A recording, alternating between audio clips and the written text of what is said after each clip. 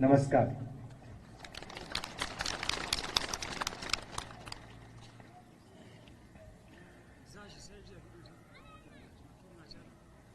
कुछ महीने पहले कन्याकुमारी से हम कश्मीर तक चले थे। यात्रा को हमने भारत जोड़ो यात्रा नाम दिया था और हमारा लक्ष्य जो बीजेपी और आरएसएस देश में नफरत और हिंसा फैला रहे हैं, उसके खिलाफ खड़ा होना, देश में भाईचारा, मोहब्बत फैलाने की हमने कोशिश की। यात्रा का मैसेज था, बहुत अच्छा नारा जो यात्रा में से निकला था, नफरत के बाजार में हम मोहब्बत की दुकान खोलने निकले हैं। और यही आपकी सोच है। पिछले दिनों में अपनी आंखों से मुझे यह देखने को मिला।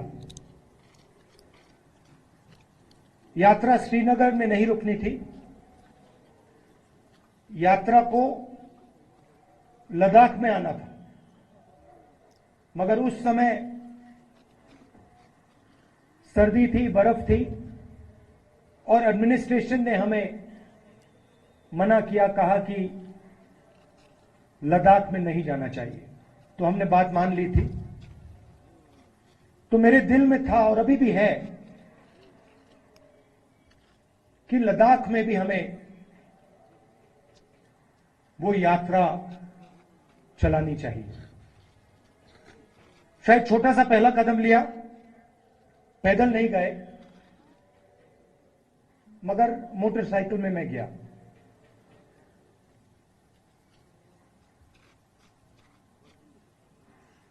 और लद्दाख के कोने कोने में मैं गया, लोगों से बात की,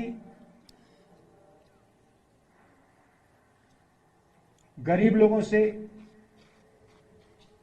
माताओं बहनों से, युवाओं से, और जो आपके दिल में है उसको समझने की कोशिश की। दूसरे नेता हैं, वो अपनी मन की बात करते हैं। मैंने सोचा मैं आपकी मन की बात सुनूं।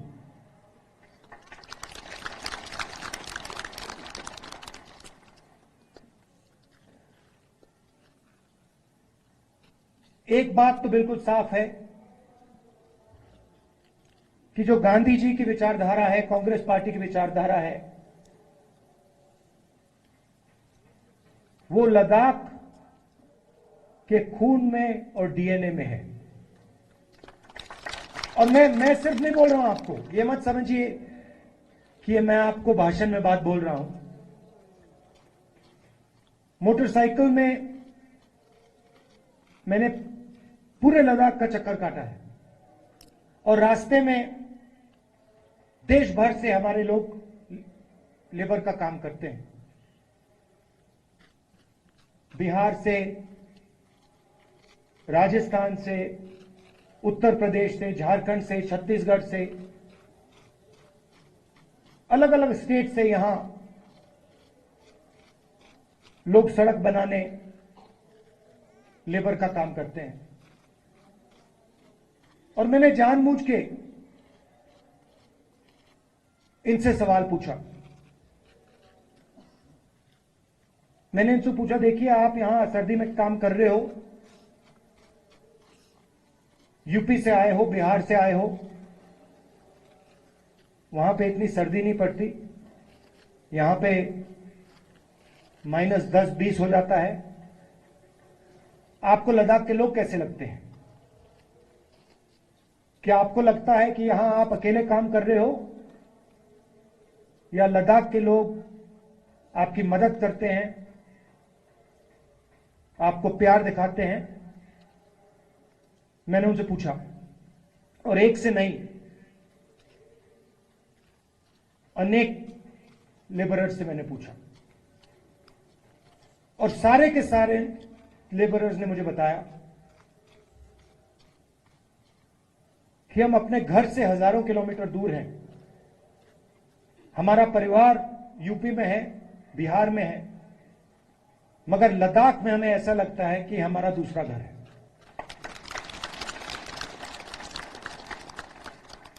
यहां पे जो भी कठिनाई होती है, पत्थर गिर जाते हैं, चोट लग जाती है, सर्दी होती है, भूख लग जाती है, लद्दाख के लोग हमारी मदद करते हैं, और जब भी हम उनके पास मदद के लिए जाते हैं, वो एकदम हमारी मदद करते हैं। तो ये आपके डीएनए में है। आप एक साथ इज्जत के साथ, बिना नफरत के रहते हो, और जो कांग्रेस पार्टी विचारधारा है वो आपके दिल के अंदर है। तो इस दौरे में आपने मुझे क्या बताया? सबसे पहले आपने बोला कि जो आपका रिप्रेजेंटेशन होना चाहिए, जो आपकी राजनीतिक आवाज होनी चाहिए, जो आपके लोकल गवर्नमेंट्स के लीडर होने चाहिए, वो आवाज आपकी दबाई जा रही है। आप जरूर यूनियन टेरिटरी बने, मगर आपके जो हक हैं, आपके जो अधिकार हैं, वो आपको नहीं मिल रहे हैं। ये आपने पहली बात बोली। दूसरी बात आपने बोली कि जो रोजगार के वायदे आपसे किए गए थे, वो वायदे झूठे थे, और लद्दाख के कोने कोने में अगर किसी भी युवा से बात की जाए, वो आपको कहेगा कि लद्दाख बेरोजगारी का एपिसेंटर है। तीसरी बात आपने बोली कि जो सेलफोन की कवरेज होनी चाहिए, जो कम्युनिकेशन का सिस्टम होना चाहिए, वो नहीं है। यहां शायद आपने लोकल एयरपोर्ट की भी बात की कि यहां पे आपका एयरपोर्ट है, मगर हवाई जहाज नहीं आता है। तो मैंने आपकी बात सुनने की कोशिश की, और कांग्रेस पार्टी आपके साथ खड़ी है, और आपकी जो स्ट्रगल है, चाहे वो आपकी जमीन का मामला हो, चाहे वो रोजगार का मामला हो, चाहे वो आपका जो कल्चर है, आपकी जो भाषाएं हैं, उसकी रक्षा करने की बात हो, हम आपके साथ एक साथ खड़े हैं।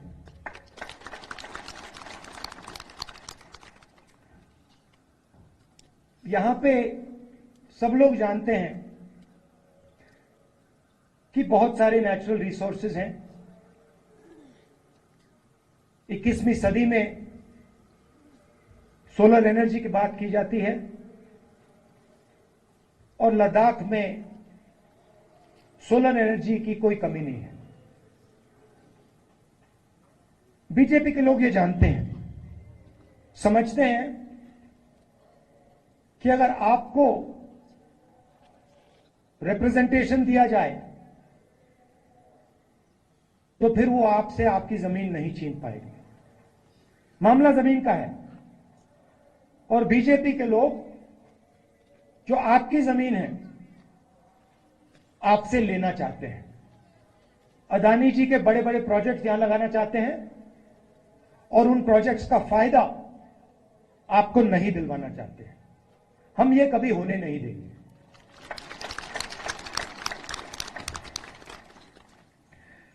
कांग्रेस पार्टी ने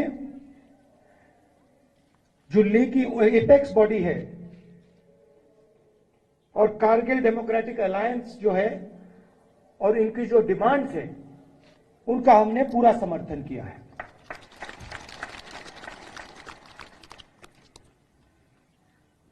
आखिरी बात मैं आपसे कहना चाहता हूं, लद्दाख एक स्ट्रेटेजिक जगह है और यहां आने पर, खासतौर से जब मैं पैंगोंग लेक में था, तो एक बात बिल्कुल साफ है कि चाइना ने हिंदुस्तान की जमीन ली है। हजारों किलोमीटर जमीन हिंदुस्तान की चाइना ने हमसे छीनी है। और दुख की बात है कि हिंदुस्तान के प्रधानमंत्री ने ऑपोजिशन की मीटिंग में कहा कि हिंदुस्तान का 1 इंच किसी ने नहीं लिया है। यह सरासर झूठ है। लद्दाख का हर व्यक्ति इस बात को जानता है कि लद्दाख की जमीन चाइना ने हिंदुस्तान से ली है और प्रधानमंत्री जी सच नहीं बोल रहे हैं। और आपका जो रोल रहा है, खासतौर से कारगिल का रोल रहा है, उसके बारे में भी मैं कहना चाहता हूं। जब भी हिंदुस्तान को आपकी जरूरत पड़ी है, जब भी बॉर्डर पे युद्ध हुआ है, तो कारगिल के लोग एक आवाज के साथ हिंदुस्तान के साथ खड़े हुए हैं। यह आपकी हिस्ट्री है। यह आपने एक बार नहीं, अनेक बार देश को दिखाया है। तो मैं इसके लिए आपको दिल से धन्यवाद करना चाहता हूं और आपको आश्वासन देना चाहता हूं कि इस देश में बहुत सारे धर्म के लोग हैं, अलग अलग जात के लोग हैं, अलग अलग भाषाएं बोलते हैं लोग। हमारे लिए सब लोग एक हैं और इस देश में सब लोगों को इज्जत से, मोहब्बत से रहना चाहिए। आप यहां आए, आपने अपना कीमती समय मुझे दिया, इसके लिए मैं आपको दिल से धन्यवाद कहना चाहता हूं।